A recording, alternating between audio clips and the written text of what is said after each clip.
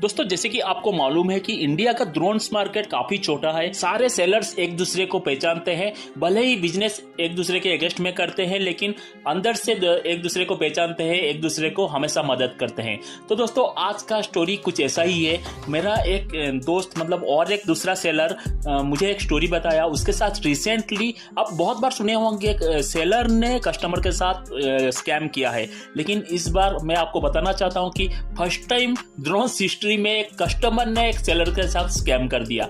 जी हाँ दोस्तों, एक कस्टमर ने सेलर के साथ स्कैम कर दिया। जैसे कि आपको मालूम है कि ड्रोन्स जो सेल होता है DJI का, और दो टाइप का पेमेंट मेथड होता है। एक तो कैश ऑन डिलीवरी होता है, नहीं तो प्रीपेड पेमेंट होता है।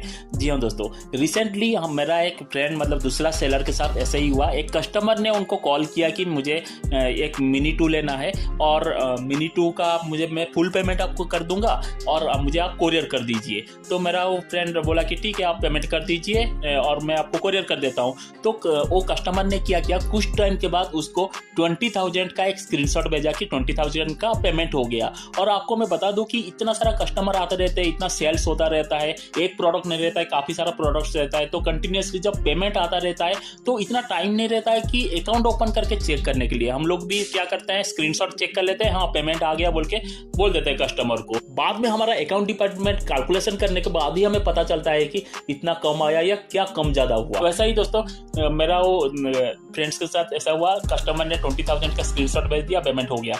उसके बाद बाकी का जो रिमेनिंग अमाउंट था, कुछ तो 50,000 ऐसा कुछ तो अमाउंट था, उसका भी स्क्रीनशॉट भेज दिया उसने, पेमेंट हो गया। फोन पे का पूरा स्क्रीनशॉट था, परफेक्ट स्क्रीनशॉट था ट्रांजैक्शन नंबर के साथ। पेमेंट आ गया सोच के मेरा फ्रेंड ने उसको पार्सल भेज दिया। शिप रॉकेट के थ्रू हमारा पार्सल जाता है, शिप रॉकेट के थ्रू बुक करके उसने पार्सल भेज दिया।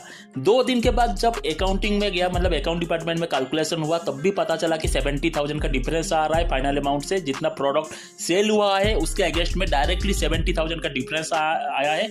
और बाद में पता चला कि ये जो कस्टमर्स का गया है उसके अगेंस्ट में वो पेमेंट रिसीव नहीं हुआ है। जी हाँ दोस्तों, स्क्रीनशॉट तो आ गया फोन पे का, लेकिन जो पेमेंट था वो रिसीव नहीं हुआ है। इससे पता चला कि कस्टमर ने सेलर के साथ स्कैम किया है। जी हाँ दोस्तों, जो फोन पे का स्क्रीनशॉट भेजा था कस्टमर ने, वो एक एडिटेड स्क्रीनशॉट था। उसको एडिट करके वो पेमेंट जो था एक्चुअल क्या नहीं था, एडिट करके उसको बनाया गया था फोन पे का स्क्रीनशॉट, और उसी को ही भेज दिया था वो सेलर को, जिसके वजह से सेलर धोखे में पड़ गया।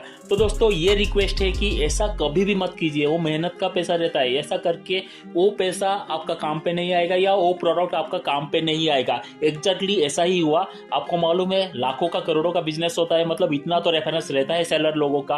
वो बंदे का नेक्स्ट डे में वो बंदे का घर में घुस के वो प्रोडक्ट को लिया गया, और आपको मालूम है इज्जत से तो नहीं लिया जाएगा।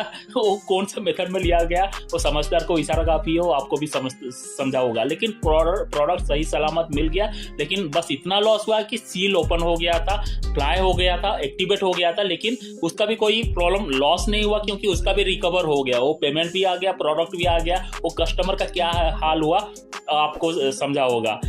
मैं आपको इतना बता दूं कि वो कस्टमर इतना घटिया कस्टमर था, इतना घटियापंती किया। उसका डायरेक्टली मैं नंबर ऊपर से दे रहा हूं, एक बार बस उसको आप बेवकूफ बोल के जरूर मैसेज कीजिएगा। ऐसे बेवकूफी उसने किया, ताकि मैं क्यों ऐसा बोल रहा हूँ, किसी का प्राइवेसी नहीं लीक करना चाहिए, लेकिन मैं आपको बोल रहा हूँ कि ऐसा गलती कभी भी किसी के साथ मत कीजिए, क्योंकि आप फंस जाएंगे। सेलर करोड़ों का बिजनेस करता है, लाखों का करोड़ों का बिजनेस होता है, इतना तो रेफरेंस रहेगा सेलर के पास, ताकि आपके पास वो डायरेक्टली पहुंच जाए। कैसे भी रेफरेंस निकालकर, आप कहीं पर भी हो, कैसे भी रेफरेंस निकालकर आपके पास पहुंच जाएगा सेलर। ऐसा गलती कभी भी मत कीजिएगा। मेहनत से कमाइए, ईमानदारी से कमाइए, ईमानदारी से आप प्रोडक्ट खरीदिए, क्योंकि बहुत लोगों का सपना रहता है ड्रोन्स ये करने का।